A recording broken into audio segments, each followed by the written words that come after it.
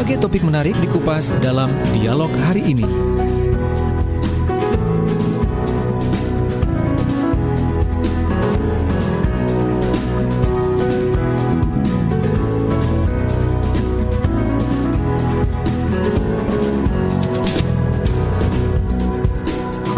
Assalamualaikum warahmatullahi wabarakatuh. Selamat pagi sahabat, apa kabar?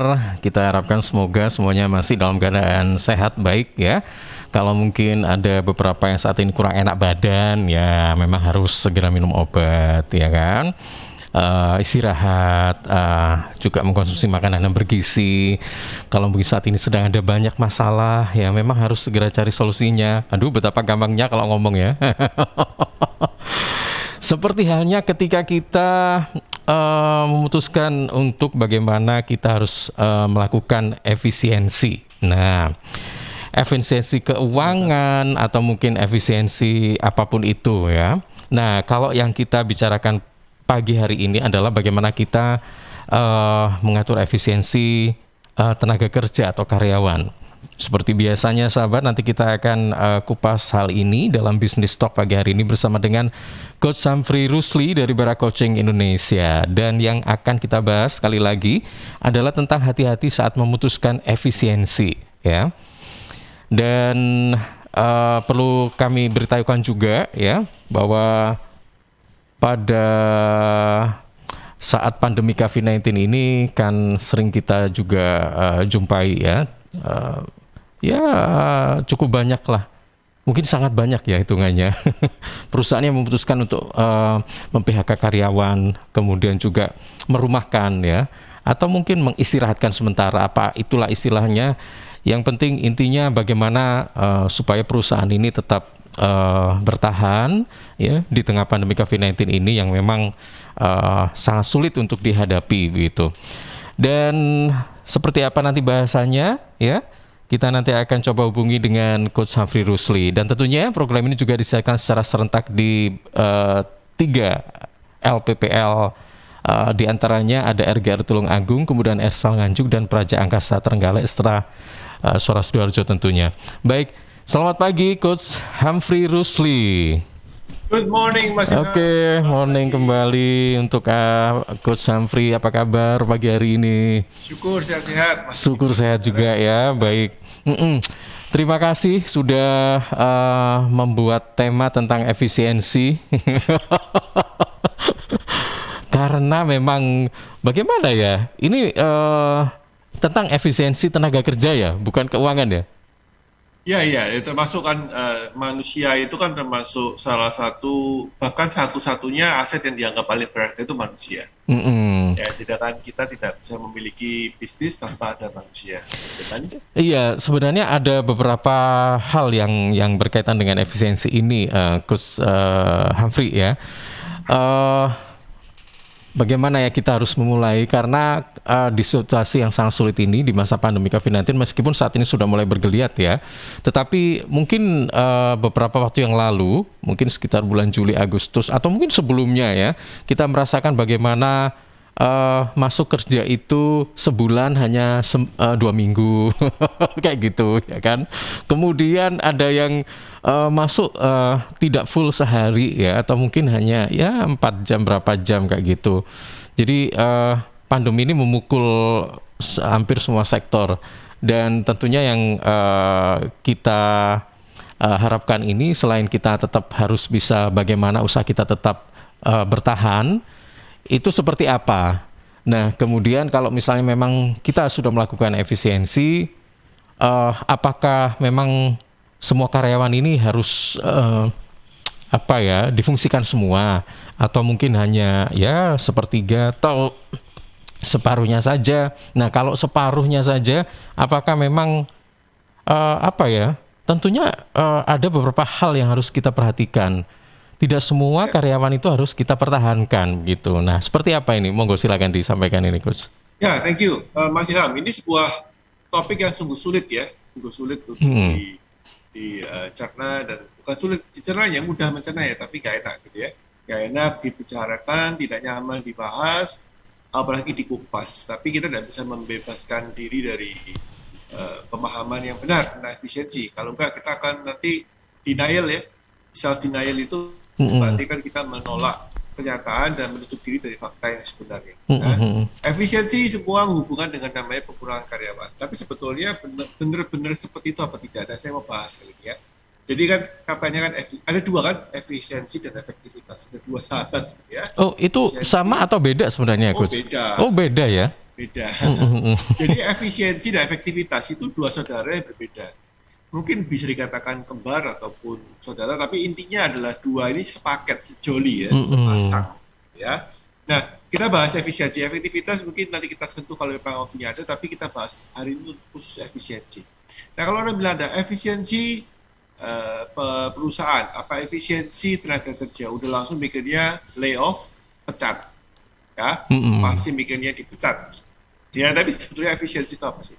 Efisiensi itu adalah bagaimana cara kita mencapai tujuan dengan tenaga, waktu, dan uang sedikit mungkin. Itu efisiensi. Ya, efisiensi itu bagaimana kita mencapai sebuah tujuan dengan tenaga, uang, dan waktu sesedikit mungkin. Dengan hasil yang sama ya, hasilnya harus sama. Mm-mm. Ya, itu efisien. Namanya efisien itu kan hemat, hemat energi, hemat napas, hemat kalori, hemat tenaga, hemat segala macam. Tapi mencapai tujuan ya. Nah, kalau efektivitas ini cuma supaya ngerti beda aja. Efektivitas itu adalah bagaimana supaya kita bisa efektif atau tepat sesuai dengan apa yang kita inginkan. Jadi kalau kita bilang obatnya tidak efektif, berarti walaupun sudah diminum tapi tidak sembuh, gitu kan? Mm-mm. Anak buah ini kerjanya tidak efektif, berarti bukan malas, sudah kerja rajin, tapi tidak menghasilkan yang Mm-mm. kita inginkan. Jadi Berarti kalau tidak ada unsur hematnya ini ya. bukan gaya hemat ya, efektif lebih ke arah tidak peduli berapapun biayanya, yang penting mencapai tujuan. Makanya tidak ada unsur hematnya Oh gitu ya. iya, betul, Iya, betul. betul ya. Jadi tidak Heeh. dihilangkan unsur hematnya. Jadi sebetulnya kalau kita bicara efisien, itu harus ada urusan dengan mencapai sasaran yang jelas. Mm-mm. Ya, jadi kalau kita melihat konsep bisnis itu, kita kan ada goal ya, ada goal setting, ada yang namanya target perusahaan, penjualan, pengembangan ya. Maka ini ada hubungan dengan efisiensi dan efektif. Ini seperti dua pedal yang kita harus mainkan. Nah, kalau efektif itu lebih ke arah goal setting, lebih ke arah membuat rencana yang tepat supaya nggak meleset bagaimana. Nah, efisien ini harus ada. Nah, sekarang kita ngomong efisien ya. Jadi karena efisien itu adalah mencapai sesuatu dengan tenaga, waktu, uang yang sedikit mungkin. Maka sebetulnya kita harus jelas dulu. Ada beberapa hal yang kita bisa efisiensikan sebelum ada masalah pengurangan karyawan. Itu terakhir ya. Terakhir itu adalah pengurangan karyawan. Nomor satu, apakah kita sudah mengefisiensikan bosnya dulu? Nah, mari kita perhatikan. Yang owner, ya, para pengusaha yang mendengarkan Sore Sidoarjo pagi hari ini saya akan sampaikan sesuatu yang moga-moga Anda sadar. Ini memang bukan nyentil ya, memang sengaja saya sampaikan supaya teman-teman paham. Apakah owner sudah menghitung sebetulnya apakah Anda efisien dengan pendapatan yang Anda terima? Ya, dengan pendapatan Anda terima, karena bos mesti ada gaji ya. Kalau bagi bos yang belum punya gaji, kalau butuh ngambil dilaji sendiri ini malah lebih parah ya, ini malah lebih ngawur gitu ya. Jadi tolong jangan menggunakan konsep, saya kan bos ya, butuh apa-apa ya tinggal ambil uang perusahaan. Jangan, ambil gaji yang sifatnya fix. Nah, tapi gajinya biasanya kan paling besar. Ya, kita tahu sama tahu lah ya, bos atau owner pasti ngambil gaji paling besar. Nah, apakah dengan gaji yang Anda terima, itu pantas nggak Anda melakukan pekerjaan-pekerjaan di bawah Anda? Oke, mari kita lihat. Yang perlu diefisiensikan pertama kali adalah apakah ownernya dengan gaji yang paling tinggi, katakanlah sekian juta, puluh juta, ratus juta, bahkan kalau di perusahaan multinasional belasan miliar per bulan. Ya, bukan per tahun mas, per bulan belasan miliar. Itu kalau perusahaan multinasional ya. Nah, gaji dengan belasan miliar sebulan, puluhan juta, belasan juta, level mana Anda terserah, apakah nyucuk dengan worth it nggak mengerjakan kerja yang Anda lakukan? Nah, ini adalah efisiensi level pertama. Kalau itu tidak dihitung, maka bukankah pemborosan terjadi di level paling atas? Katakanlah bosnya gajinya 25 juta sebulan. Tapi ngerjain urusan yang sebetulnya bisa dilakukan dengan menggaji orang 5 juta sebulan. Itu masalah beres. Ya. Bukankah ini adalah inefisiensi? bukankah ini adalah sebuah keborosan tenaga, waktu, dan uang yang seharusnya bisa dipakai untuk ngurusin hal lain yang lebih berharga dibandingkan ngurusin hal apa, misalkan ngurusin absensi, ngurusin disiplin karyawan, ngurusin gudang, ngurusin pengiriman, ngurusin packing, ngurusin apa, yang bisa dilimpahkan dengan mengerjakan dengan memperkerjakan orang dengan gaji 5 juta sebulan, bahkan lebih-lebih, karena ada yang bahkan cuma UMR 4 juta pun sudah oke. Nah, ini kan bentuk inefisiensi. Nah, banyak bos nggak mikir gini, masih banyak bos mikir lebih baik saya tidak mengeluarkan uang gaji anak buah daripada saya mengajar anak buah untuk pekerjaan yang gampang. Kalau gampang tak garap sendiri. Ya gini ya teman-teman ya, kalau kita memikirkan konsep uang itu cuma sekedar kita tidak perlu keluar uang, lebih baik daripada kita keluar uang, maka konsep ini akan membunuh bisnis Anda. Saya ulangi lagi, kalau kita hanya berpikir efisiensi, itu dalam batas lebih baik kita tidak keluar uang daripada kita keluar uang untuk sesuatu yang kita bisa lakukan sendiri, maka konsep ini lambat laun, mungkin tidak sekarang, mungkin tidak besok, mungkin tidak bulan depan, lambat laun akan membunuh bisnis Anda. Kenapa? Karena owner itu pekerjaannya dibayar mahal, itu bukan mengerjakan hal yang bisa dikerjakan oleh orang gaji 5 juta, 6 juta, juta. Ya, tapi harus mengerjakan pekerjaan yang memang hanya dilakukan oleh orang yang bergaji 25, 50, 100 juta. Yaitu apa namanya? Strategi, planning, dan melakukan riset. Ya, strategi, melakukan perencanaan, ya, dan melakukan riset.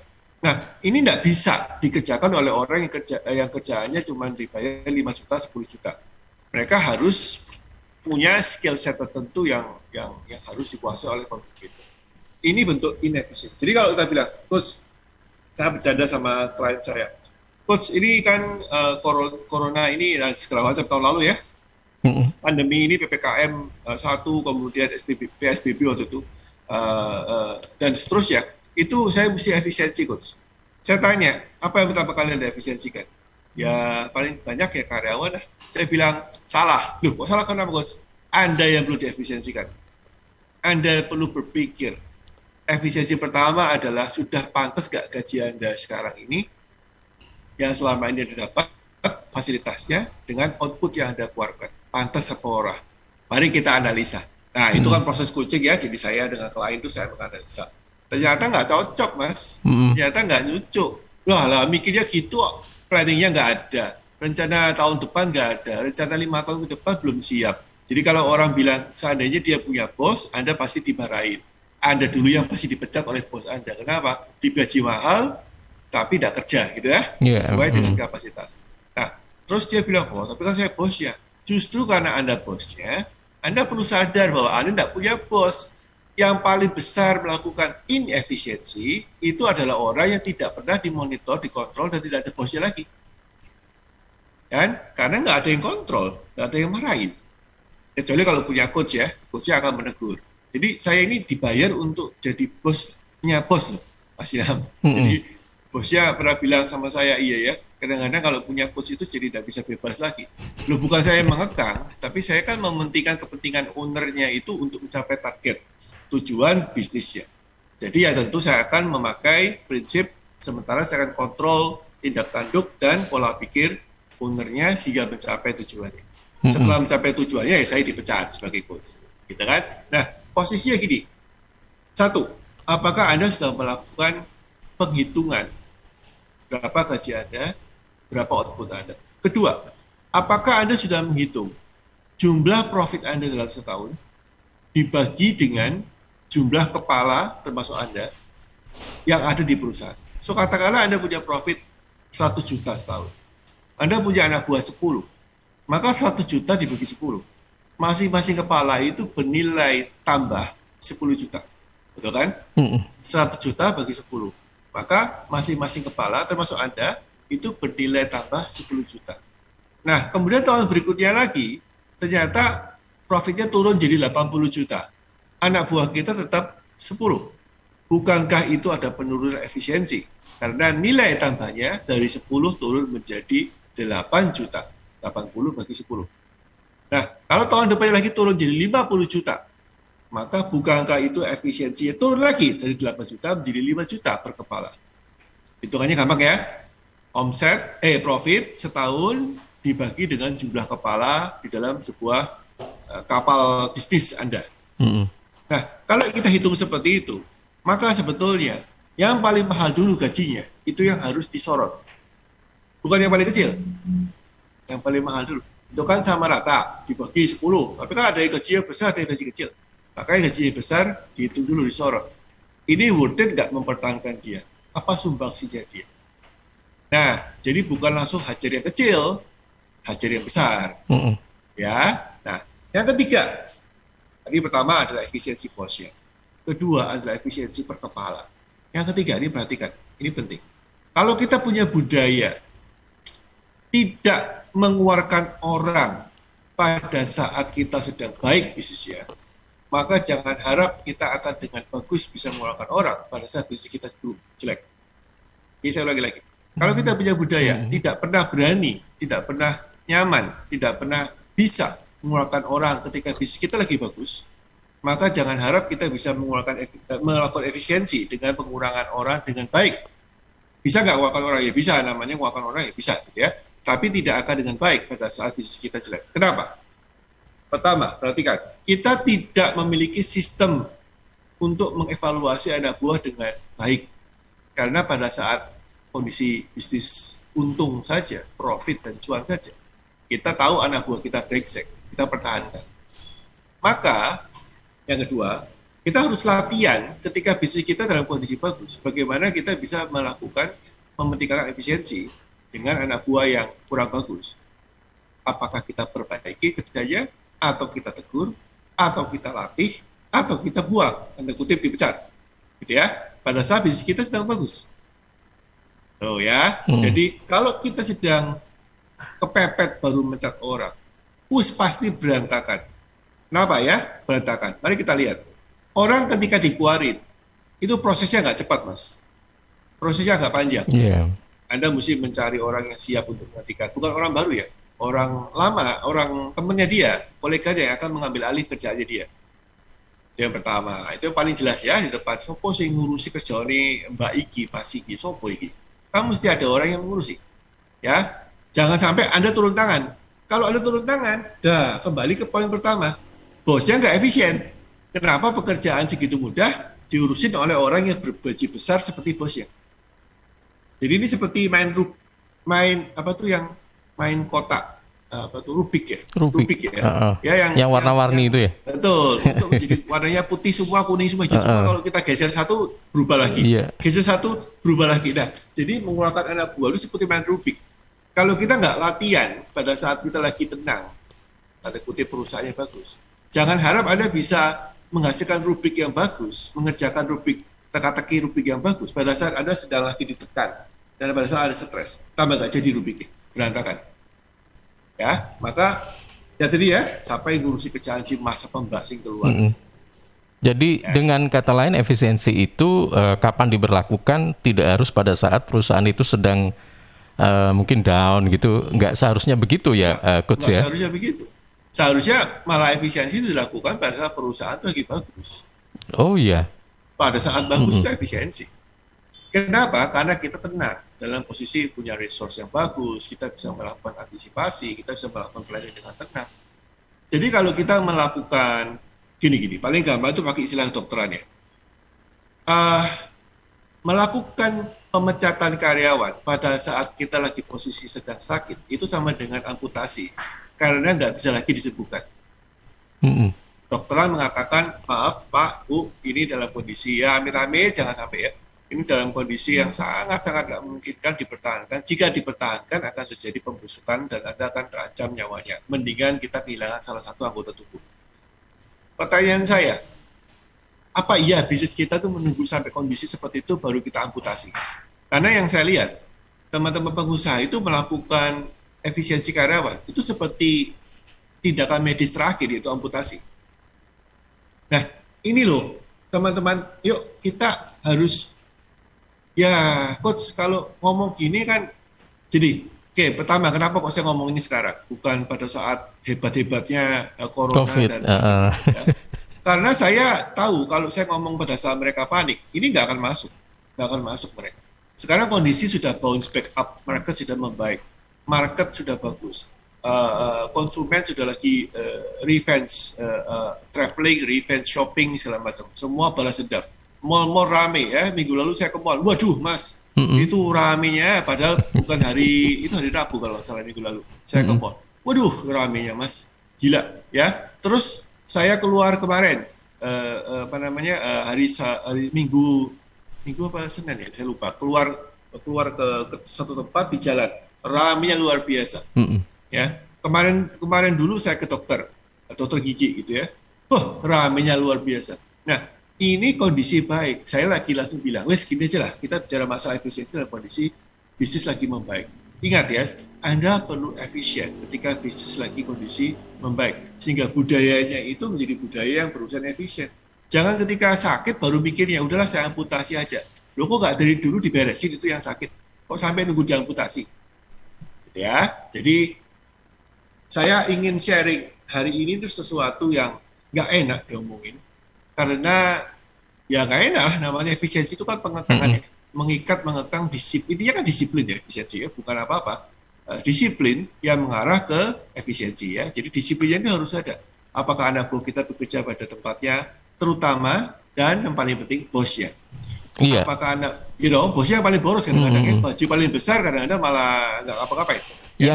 Yang jadi pertanyaan, apakah memang hanya efisiensi saja sebagai salah satu solusi untuk bagaimana kita menghadapi pada suatu perusahaan yang sedang bermasalah begitu ya?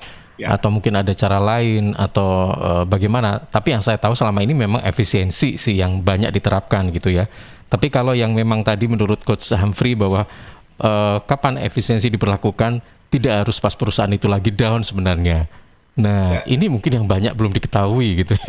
Betul. Mungkin karena perusahaan lagi enak, nyaman gitu ya, disangka semuanya baik-baik saja gitu kan. Biasanya begitu. Saya punya sebuah anekdot ya atau istilah gitu ya. So katakanlah Anda sedang lari atau sedang jalan atau sedang berkendara.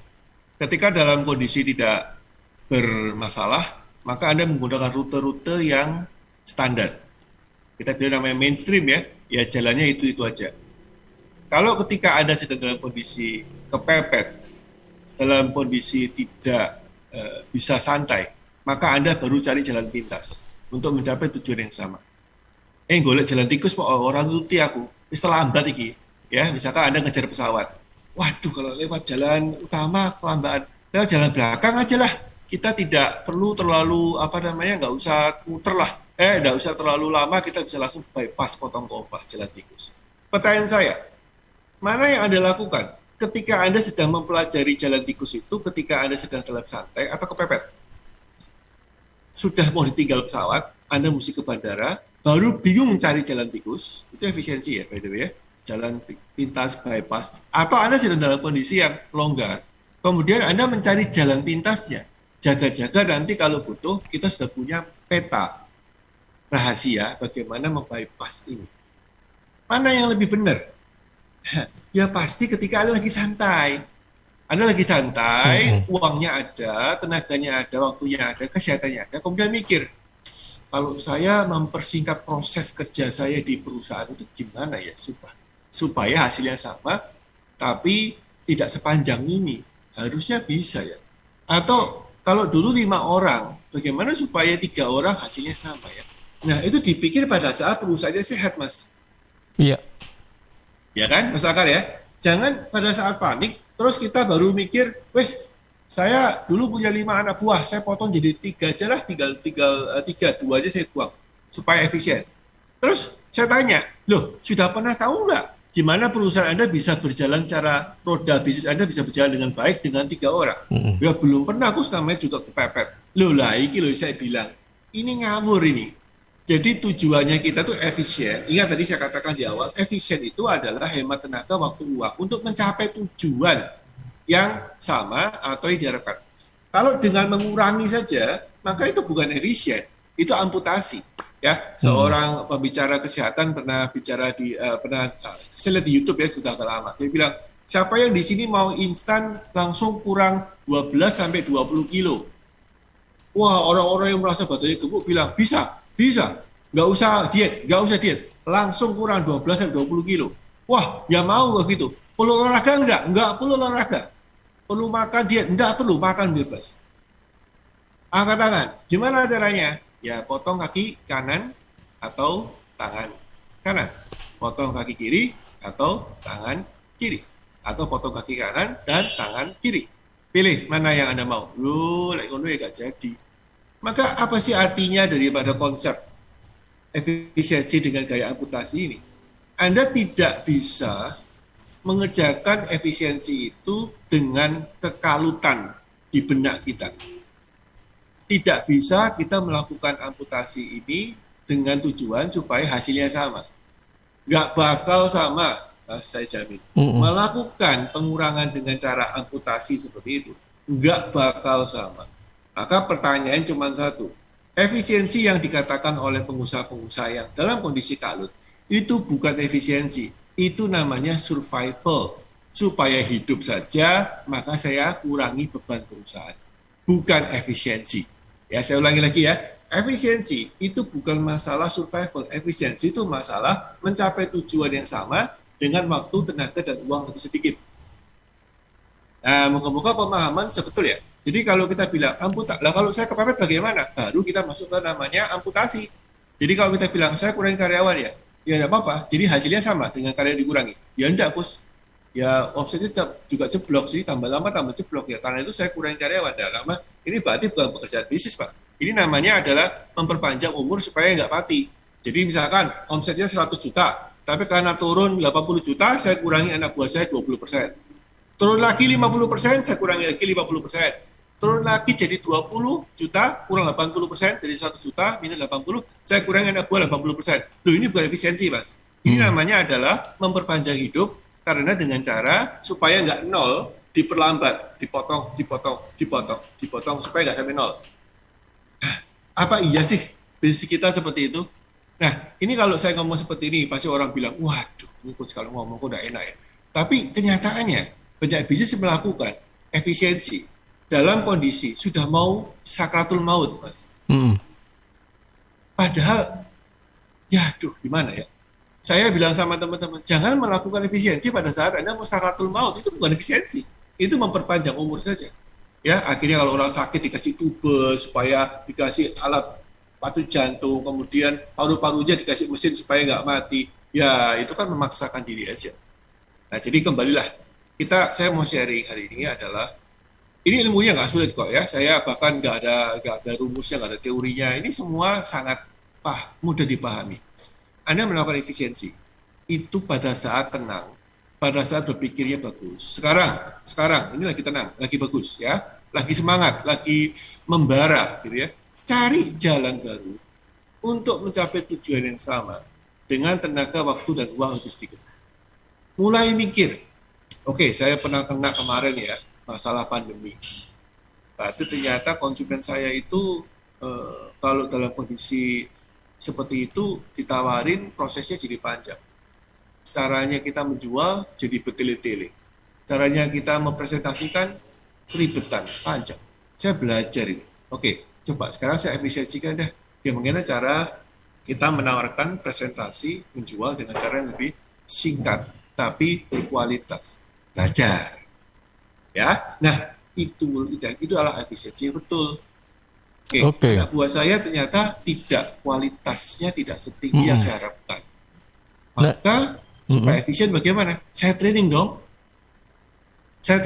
sehingga akhirnya lain kali ketika dia mengerjakan yang lain sama, apapun itu produksi, mau bikin kue, mau apapun juga, mau pembukuan, maka dengan waktu yang lebih hemat, tenaga lebih sedikit, pembukuannya beres, tidak ada kesalahan. Itu efisiensi. Ya, errornya tambah lama tambah sedikit. Itu, Mas. Baik, Coach Humphrey, ini kan ini salah satu contoh kasus saja ya. Misalnya ada sebuah perusahaan A, kemudian bosnya ini melakukan efisiensi terhadap karyawan, yaitu dengan mengurangi jumlahnya. Jadi yang sekiranya yang vital-vital itu tetap dipertahankan. Misalnya dari 10 dipertahankan 5 gitu, ya kan? Nah, apakah wajar jika yang 5 ini melakukan tugas bagi karyawan yang 5 tadi yang sudah dikeluarkan tadi misalnya? Apakah memang begitu atau dalam arti ada tambahan pekerjaan dong? Nah, semacam itu atau bagaimana ini cara agar yang 5 ini bisa lebih efektif ya, maksudnya lebih efektif dan apa yang menjadi tujuan perusahaan meskipun dalam kondisi yang demikian rumit itu masih bisa bertahan begitu. Ya, saya punya prinsip atau saya punya keyakinan belief seperti ini ya. Namanya aset manusia, SDM. Maka sebetulnya semakin hari dia harus semakin lebih bagus kerjanya, semakin lebih tatak. Kalau orang Surabaya bilang tuh, orang Surabaya bilang tambah tatak gitu ya. Semakin cap-cap ya, semakin gercep. Maka kalau kita melihat anak buah kita itu terpaksa harus dikurangi karena bukan efisiensi ya, karena amputasi, maka kita harus sebetulnya melakukan konsolidasi ya. Dari tim kita kumpulin semua, kita tanya, ini Anda bisa nggak melakukan pekerjaan 2 kali lipat tanpa harus mengurangi karyawan? Karena kerjaannya, jadi langkah pertama itu bukan mengulangi langsung, tapi melakukan pertanyaan. Bisa nggak Anda melakukan pekerjaan 2 kali lipat dengan karyawan yang sama? Karena effort kita butuh 2 kali lipat. Tujuan kita harus dicapai 2 kali lebih cepat, dan jumlah konsumen prospek kalau sales itu harus ditambah 2 kali lipat untuk mengcover kemampuan kita, keuangan kita yang bulan lalu sudah jeblok. Maka pertanyaannya bukan mengurangi anak buah. Pertanyaannya adalah apakah kita punya aset itu bisa digenjot lebih besar untuk mencapai hasil lebih tinggi dengan tenaga yang sama 10 orang. Ini kan 10 ya. Dengan 10 orang. Tadi kan Mas Ilham 10 jadi 5. Iya. Dengan 10 orang tapi menghasilkan 20. Jadi yang 10 ini pertama kali tanyain dulu, bisa nggak Anda menghasilkan hasil? Itu bukan 10 kali 1, tapi 10 kali 2, menjadi 20. Nah, kalau itu bisa, buat apa dilakukan pengurangan? Ya, jadi otak kita itu bukan mengurangi, tapi mengefisiensikan. Apa yang punya, mobil yang sama, mesinnya kemudian dipaksa bekerja lebih keras untuk lari 2 kali lebih cepat. Itu adalah efisiensi. Nah, masalah bahan bakarnya jadi boros. Kita mesti cari gimana bahan bakarnya supaya nggak boros atau borosnya sedikit, tapi hasilnya lebih banyak. Jadi matematikanya itu bukan mengurangi, karena pengurangan itu adalah yang terakhir. Ya, jadi kalau saya ingat matematika zaman dulu itu kan tambah bagi kali kurang, tuh ya. Tambah bagi kali kurang. Betul ya, kasih ingat ya. Kalau diulangi tambah bagi kali kurang. Kurang itu terakhir. Ya, tambah kerjaan pertama, bagi pekerjaan supaya lebih efektif, tepat dibagi-bagi kerjanya, dipanggul bersama, dikali effortnya. Kalau nggak bisa baru dikurangi beban pekerjaannya, dikurangi orang yang mengerjakan. Tambah bagi kali kurang. Ya, atau kali bagi tambah kurang. Pokoknya kurang terakhir, gitu ya. Poin saya adalah teman-teman kalau melihat bisnis itu jangan cuma sekedar melihat ini kenapa, karena saya akan manusia itu aset perusahaan, tapi yang dikategorikan sebagai beban perusahaan di dalam laporan keuangan. Ini aneh ya. Jadi kalau kita melihat, yang teman-teman accounting pasti tahu nih, manusia itu adalah aset perusahaan, tapi kalau dalam kondisi keuangan gaji, dia masuk kategori beban manusia. Di laporan laba rugi, itu masuk ke SGA, ya, Selling General Admin namanya. SGA ini adalah beban utama perusahaan, listrik, air, gaji, ya, bensin, uang entertain, uang promosi, itu semua masuk SGA, Selling General Admin, itu laporan keuangan. Nah, karena kita punya prinsip itu secara keuangan, manusia itu dimasukkan menjadi beban di perusahaan, di laporan laba rugi, maka ketika ada pengurangan omset, otomatis biayanya harus dikurangi. Ini adalah pemikiran praktis yang hati-hati, karena kita bukan accounting, kita adalah pebisnis. Ya, di accounting kalau pemasukannya kurang, pengeluarannya dikurangi. Ya, masuk akal ya. Kalau pemasukannya berkurang, pengeluarannya harus dikurangi. Ini otak accounting. Nah, otak pebisnis itu lebih kompleks, lebih luas. Nggak sesederhana itu. Kita mesti memikirkan tadi itu. Ya, apakah kita memiliki cara supaya dengan anak buah yang sama, beban yang sama, memberikan hasil yang lebih baik. Nah, sekali lagi, ini nggak bisa diomongkan dalam kondisi kalut pada saat kondisi panik, Mas. Nggak akan masuk. Karena orang sudah panik. Kalau udah panik, bawaannya mau amputasi aja. Udahlah, besok gajinya anak-anak saya kurangi deh. Oh ya, BTW, amputasi bukan orang ya. Kita mulai amputasi dengan gaji karyawan dikurangi. Ya, amputasi gaji, ya, amputasi fasilitas, amputasi jam kerja, akhirnya amputasi anak buah, kan gitu. Ya, jadi dikurangi. Ini karena otak kita 100% menjadi accounting, bukan pebisnis. Oke. Coach ngomongnya gampang, nggak ngerasain sih, kalau gaji besar gimana. Nah, makanya saya kan tahu diri. Saya nggak cerita ini pada saat puncak-puncaknya bulan Juli tahun ini dan akhir tahun lalu. Itu puncak-puncaknya ya, awal tahun ini, akhir tahun lalu, dan bulan Juli ketika varian Delta masuk. Saya nggak bilang ketika kita lagi PSBB dan PPKM. Saya bilang setelah relaksasi. Tolong dipikir ulang. Cara kita melakukan efisiensi. Itu yang kemarin-kemarin. Itu karena panik. Bukan efisiensi yang sebenarnya dalam konteks bisnis yang baik. Makanya saya ngomong sekarang, Mas. Ya. Kalau ini sebetulnya beberapa ide sudah masuk tentang coach, bagaimana kita bicara masalah pengurangan karyawan, itu sudah ada ide-ide yang minta saya untuk bahas. Saya bilang saya nggak mau bahas lah. Kenapa? Percuma saya bahas. Nggak cocok gayanya dengan mereka. Kondisi mereka lagi panik mode on. Saya ngomong masalah tentang berpikir jernih dan tenang melakukan efisiensi. Nggak bakal masuk. Ya, besok sudah ketok moto gajiku kok mboten enek duite, Mas. Ini bayari ke pripun gitu lah. Nah, jadi sudah kondisi tegang. Lah, cuma.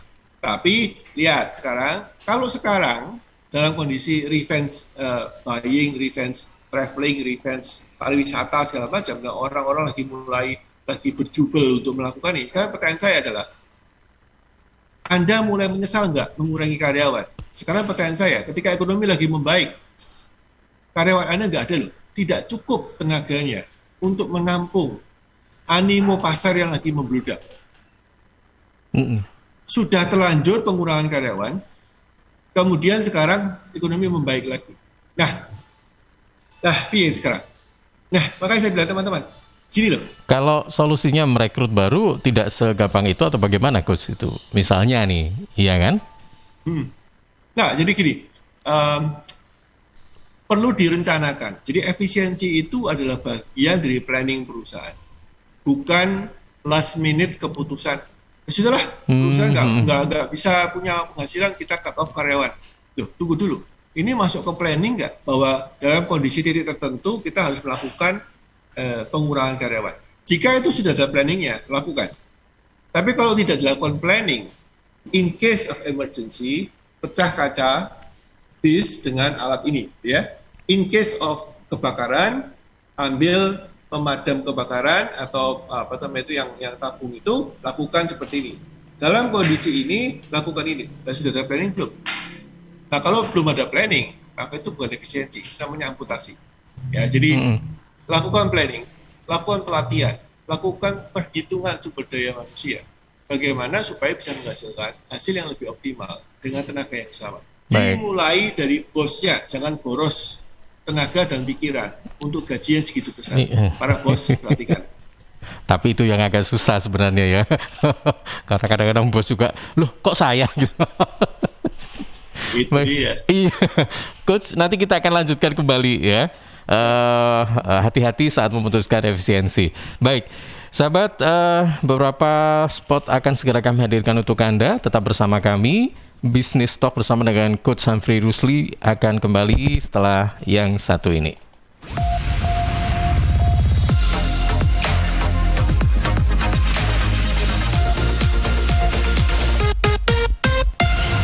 Sahabat seiring bertambahnya usia, tubuh mulai bersifat asam atau asid sehingga mudah terserang penyakit. Karena itu, segera perbaiki pola makan dan perbanyak asupan alkaline seperti sayur, buah, dan Cheers Alkaline Power.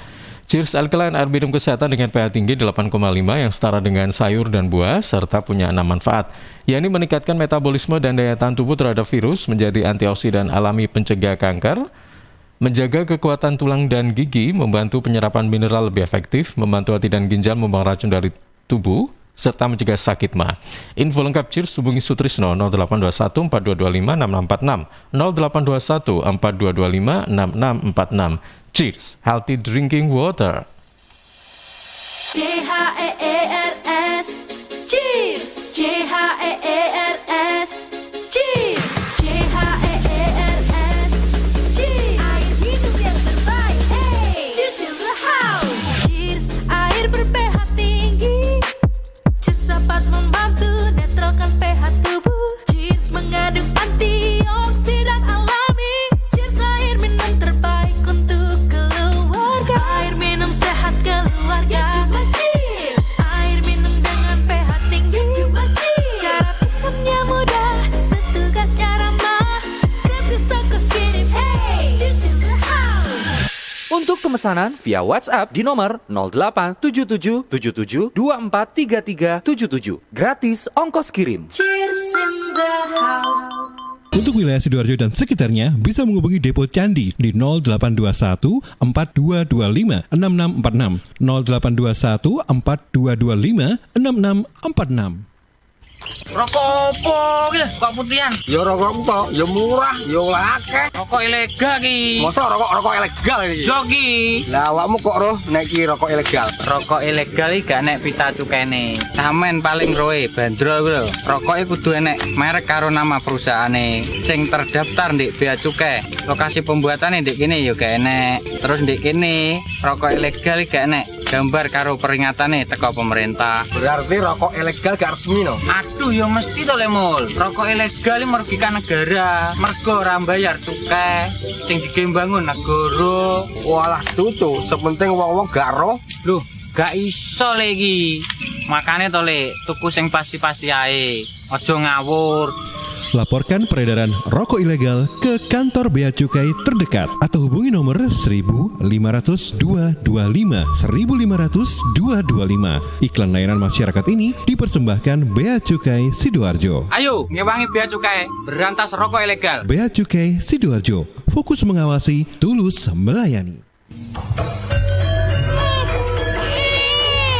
Arek-arek iku rame lapo sih? Mulakno, nek dikandani wong tuwek dirungokno, nek durung siap duwe anak, gak usah rabi. Anake loro, pilek, watuk, ono seseke. Loh, bahaya iku. Ngomong dorong, budalo nang bidan. Hati-hati dan waspada ya. Demam, batuk, dan susah nafas bisa jadi itu tanda-tanda pneumonia atau infeksi paru-paru. Penyebabnya bisa virus, bakteri, atau jamur. Mudah menular lewat droplet saat batuk atau bersin. Tapi, ini bisa dicegah dengan pemberian imunisasi PCV pada bayi dan anak. Imunisasi PCV selain mencegah pneumonia, juga bisa mencegah radang selaput otak atau meningitis dan radang telinga tengah atau otitis media. Imunisasi PCV diberikan pertama pada bayi usia 2 bulan, dilanjutkan pada usia 3 bulan, dan dosis ketiga saat anak usia 12 bulan. Imunisasi PCV bisa didapat di posyandu, bidan, puskesmas, rumah sakit, klinik kesehatan, praktek dokter mandiri, dan layanan kesehatan lain yang menyediakan imunisasi. Lapo guyu-guyu dewe. Putune wis sehat, Cak. Wis diimunisasi PCV pisan. Seneng aku. Gak pengen ngeramut bayi maneh ta? Ayo tak gaweno. Iklan layanan masyarakat ini persembahan Dinas Kesehatan Kabupaten Sidoarjo. Sahabat, ikuti talkshow bersama dengan Venus PT Kimia Farma yang nanti akan dilaksanakan pada hari ini Kamis 14 Oktober jam 10 sampai 11 siang ya, dengan tema Venus Health and Beauty bersama Ibu Tanti Meilintina, Brand Manager Venus PT Kimia Farma.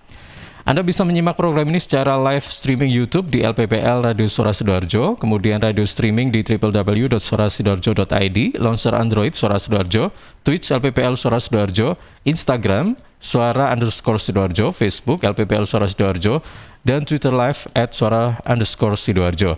Interaktif di 031-896-1514 dan WA 0811-309-1009.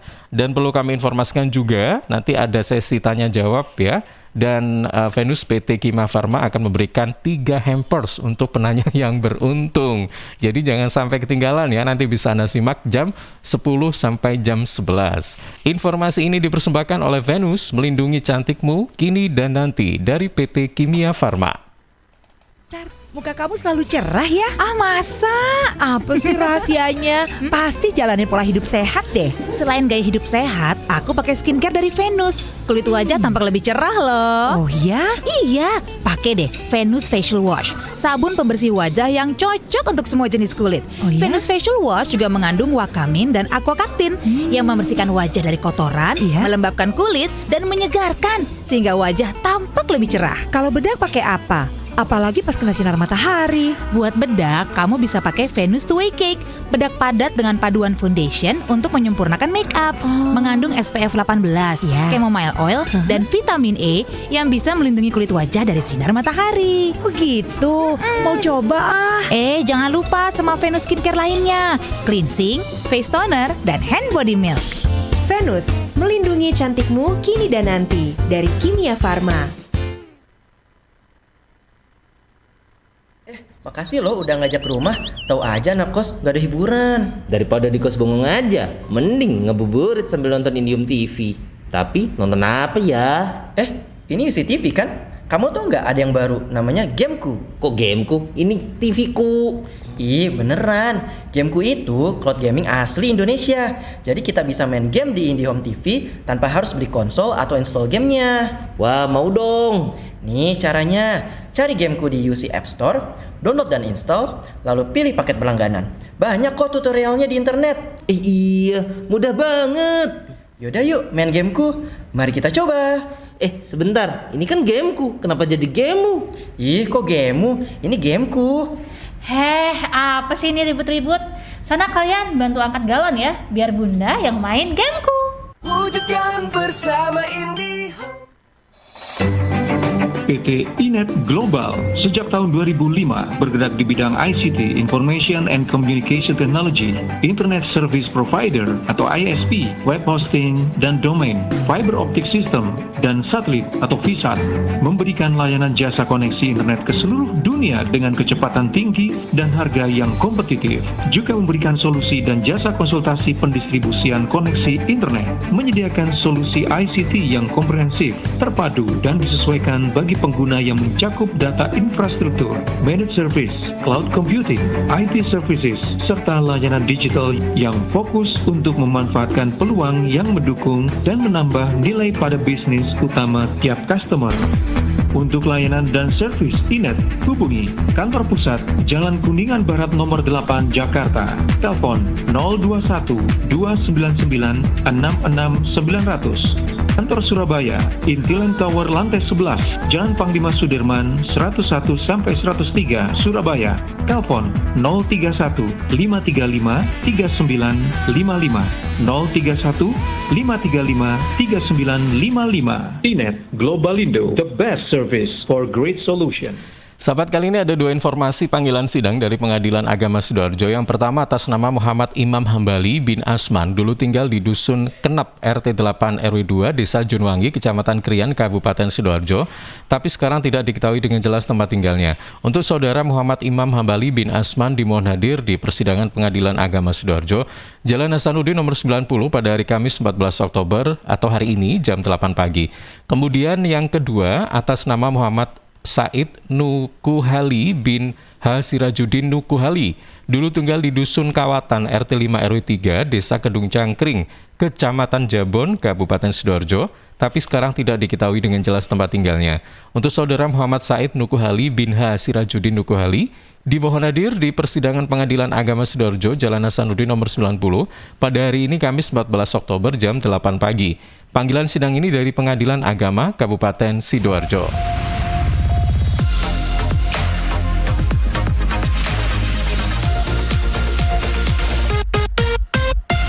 Baik, terima kasih sahabat, Anda masih bersama kami dalam Business Talk tentang hati-hati saat memutuskan efisiensi bersama Coach Samri Rusli dari Bara Coaching Indonesia. Baik, Coach, ini kurang 6 menit lagi, tapi ada 2 pertanyaan yang bisa nanti langsung direspon ya. Ya. Oke, baik. Yang pertama ini dari Pak Anwar yang ada di Candi. Coach mohon beri sebentar. Hal-hal apa saja yang bisa diberlakukan untuk menerapkan efisiensi dan mohon berikan contoh penerapan efisiensi yang pas atau yang tepat itu seperti apa. Kemudian dari Pak Basuki yang dari Porong, jika efisiensi ini sudah dilakukan tapi tanda-tanda pertumbuhan usaha masih belum juga kelihatan, apa yang harus kita lakukan? Oke. Iya. Saya akan saya suka memberikan anekdot atau sebuah analogi ya. Pernah membaca atau mendengarkan ini enggak? Jangan membunuh nyamuk dengan pematung gitu ya. Jangan membunuh nyamuk jangan membunuh lalat dengan cannon atau senjata laras panjang. Artinya apa sih? Kemampuan kita manusia itu kadang terlalu rendah dengan kapasitas asalnya. Kita mengerjakan tugas itu, manusia, bos dan anak buah itu, kita perlu melakukan namanya capacity assessment. Jadi efisiensinya betul, itu dimulai dengan melakukan capacity assessment, itu artinya melakukan penilaian, assess itu penilaian kapasitas daripada anak buah kita. Apakah betul anak buah kita itu kapasitasnya sesuai dengan pekerjaan dia? Apakah kemampuannya dia sudah optimal? Apakah interestnya dia sesuai dengan apa yang mereka lakukan? Ya, kadang orang terlalu mudah sekali melakukan yang namanya serabutan. Accounting disuruh nyales, finance disuruh stok menang, bagian sales disuruh bantu pengiriman dengan nama efisiensi. Aduh, guys, ini gimana ya? Jadi kalau boleh nggak Coach? Ya boleh, tidak apa-apa. Jadi kenapa kok masalah? Kenapa kok Coach merasa ini bermasalah? Bukan tidak boleh, tapi apa sudah pekerjaan salesnya sudah optimal? Ya, kok bisa dia disuruh mengerjakan hal lain yang di luar job desk-nya dia? Kapasitas, assessment capacity itu ada hubungan dengan apakah orang itu dikasih tujuan, dikasih tugas, itu tuntas, beres, dan hasilnya memuaskan. Itu satu. Kedua, apakah pekerjaannya dia itu bisa dilakukan semakin hari, semakin lebih mudah, semakin tidak terlalu memakan tenaga dia. Kedua, jadi orangnya belajar enggak untuk melakukan hal yang sama, berulang-ulang, terus dibuatkan yang ketiga, sistem. Jadi yang pertama adalah apakah kapasitasnya sesuai. Kedua, apakah memang hasilnya itu semakin lama semakin baik, orangnya bisa menemukan cara yang lebih bagus. Yang ketiga, nah ini penting, efisiensi itu ada hubungan dengan sistem, alur kerja. Pernah lihat, saya dulu kerja di salah satu perusahaan burger ya, yang logonya kuning M itu ya. Nah, saya tidak pernah masak sebelumnya, tapi saya bisa memasak burger sama enaknya dengan orang yang sudah bekerja 20 tahun. Itu efisiensi, Mas. Kenapa? Karena sistemnya dibentuk. So katakanlah saya berpola tingkah laku kurang ajar dan berlagak sok-sokan. Oh, kalau kamu tidak mau menambah gaji saya resign. Yo, orangnya bilang, monggo wae resign Mas. Ya, menggantikan Anda itu cepat kok. Nah, itu guys, kalau dari kacamata organisasi, itu efisiensi yang ultimate. Di mana Anda punya sistem yang bisa menggantikan posisi anak buah yang lama dengan training sistem yang baik, bisa menghasilkan hasil yang sama dengan proses pembelajaran training yang nggak lama. Nah, kalau anak buah kita tahu bahwa dia bisa digantikan, maka otomatis dia akan berusaha untuk tanya, bagaimana supaya saya tidak bisa tergantikan? Dengan cara apa? Yang keempat, capacity building. Ya, jadi kita melihat bahwa ada 4 tahapan bagaimana membuat kapasitas, membuat efisiensi yang betul. Apakah satu, anak buah kita sesuai dengan pekerjaannya dan hasilnya bagus. 2, apakah anak buah kita semakin lama semakin pandai dan memberikan usul bagaimana mengerjakan hal yang sama menjadi lebih bagus, lebih efisien dengan hasil yang sama atau lebih bagus lagi. Yang ketiga, apakah kita punya sistem pelatihan, training sehingga kita bisa mencetak manusia-manusia yang sama tanpa tergantung orang-orang tertentu. Yang keempat adalah apakah orang-orang yang sudah terlatih itu semakin lama semakin dilatih dan kapasitasnya tambah lama tambah besar. Nah, guys, jadi jangan cuma sekedar memikirkan efisiensi dalam hal oh, aku punya satu anak buah, tak suruh serabutan, A sampai Z tak suruh kerja semua. Jangan ya, 4 tadi ya. Yang kedua, ini jadi sekaligus saya jawab 2 pertanyaan. Oke. Dua-duanya saya jawab dengan satu pertanyaan, satu jawaban. Gitu. Oke, baik ya. Ini mudah-mudahan untuk Pak Anwar dan Pak Basuki jelas apa yang sudah disampaikan oleh Coach Humphrey Rusli. Baik. Jadi yang lebih